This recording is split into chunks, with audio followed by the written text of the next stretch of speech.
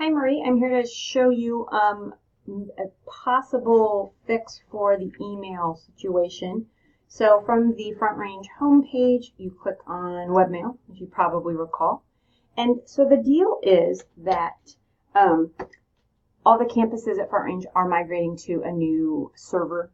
And so as people have been going through migration, we've all had various issues on campus and login challenges. So you'll notice that for the webmail, the web version of Outlook, it used to be that we typed FRCC and the backslash, but now we're required to use the CCC backslash. And at this point, you would do your S number.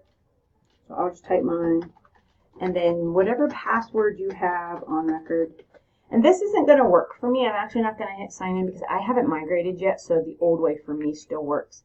But give this a shot and see if changing the domain, so the new domain, if you've been migrated, will have been changed, and then you should be able to log in with your S number and your whatever password you've used that you have recorded somewhere.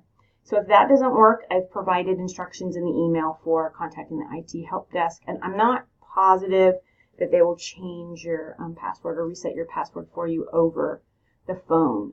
They typically don't like to do that. They prefer to make sure you are who you say you are, and with IDs on campus. So let me know how that goes, if this works or not, and then maybe we can meet on campus to talk about English 121 if you'd need to. You may not need to, but if you'd like to, maybe we can meet on campus, and then you can have the password reset by visiting the IT help desk office.